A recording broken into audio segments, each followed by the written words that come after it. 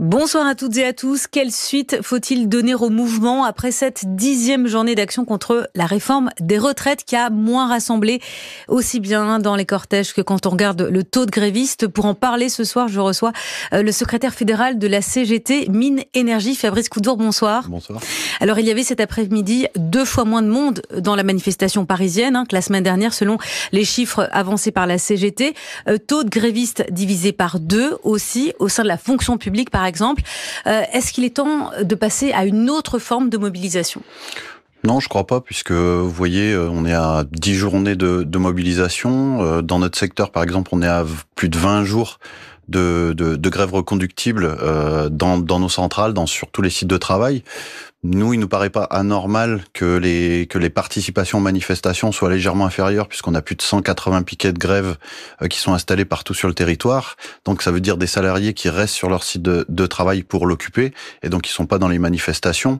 Mais le taux de grévistes au niveau national baisse. À peu près 1 sur 2 dans l'énergie, mais encore une fois, c'est pareil. Quand vous êtes à 20 jours de grève, les travailleurs, il y a une forte intelligence des travailleurs pour organiser la grève, et donc c'est aussi la même chose. Il n'y a pas forcément les attendus en termes d'indicateurs. C'est pas ce qu'on regarde. Ce qu'on voit, nous, c'est la solidarité sur le terrain, c'est la détermination, cette colère qui s'est transformée en rage suite aux différentes interventions du président, mais aussi le 49.3, le non-vote de la motion de censure. On n'est clairement pas sur les indicateurs du nombre. On voit aussi le renforcement des jeunes. Ça donne une image, mais on voit que les jeunes rentrent aussi dans la bataille. Ça donne pas un second souffle, ça vient se rajouter. C'est un mouvement qui se complète.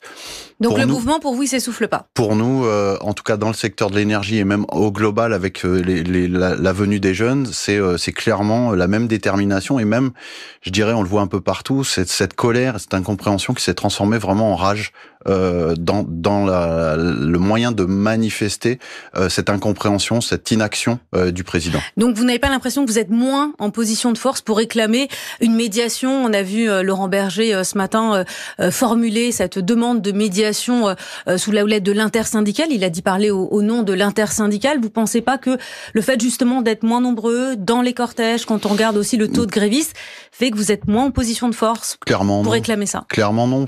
Quand on a un mouvement de grève qui est installé depuis 3 mois, on savait que dès le départ, ça serait pas un 100 mètres, ça serait un marathon. Là, on est vraiment à un tournant. Vous êtes au semi, là?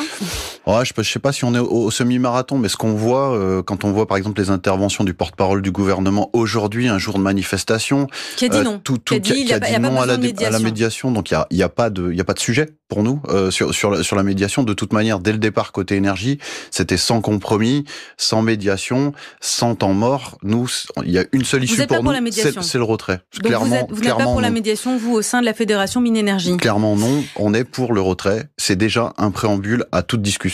Même si on voit, alors c'est pas ça dépend pas de la Fédération Mines Énergie, mais on voit que les éboueurs aujourd'hui, la CGT des éboueurs a dit qu'elle allait marquer une pause. Voilà, pour vous, c'est pas un signal aussi du fait que le mouvement s'essouffle? Il n'y a pas de signal du tout, parce qu'on voit, il y a quelque chose qui s'est révélé sur cette mobilisation qui est quand même historique, c'est l'intelligence des travailleuses et des travailleurs.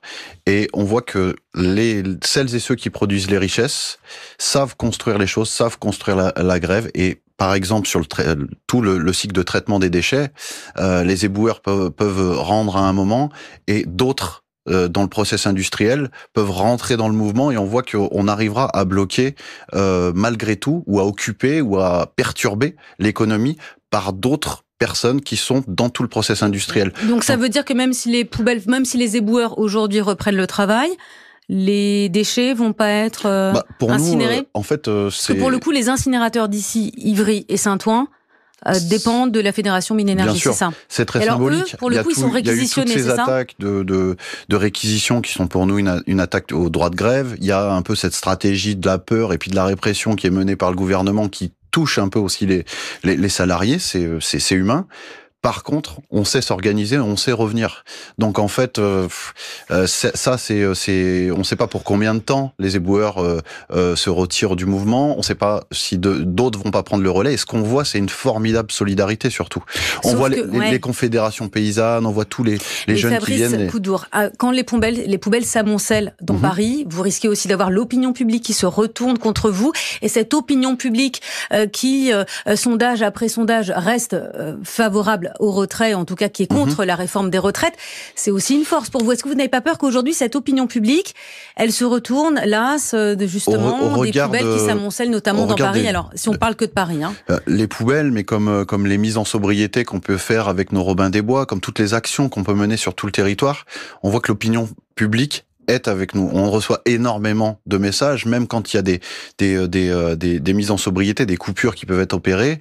On voit qu'il y a des personnes qui préfèrent descendre avec nous dans la rue pour manifester plutôt que de nous reprocher ces coupures. Maintenant, c'était pas une fin en soi. Dès le départ, on avait annoncé, on a été très loyal envers le gouvernement, puisque dès le départ, on a annoncé la couleur. On a dit qu'on était opposé et qu'on montrait crescendo. Quand vous dites on, c'est la CGT, c'est la Fédération Mine Énergie, toutes les organisations, c'est l'intersyndicale. Toutes les organisations syndicales, je crois qu'on était loyales dans toute cette bataille qui s'est accumulée pendant 2 mois et demi. Du côté de la Fédération Mine Énergie, je parle pour la fédération que je représente, on a vraiment annoncé la couleur, on est monté crescendo, vraiment crescendo.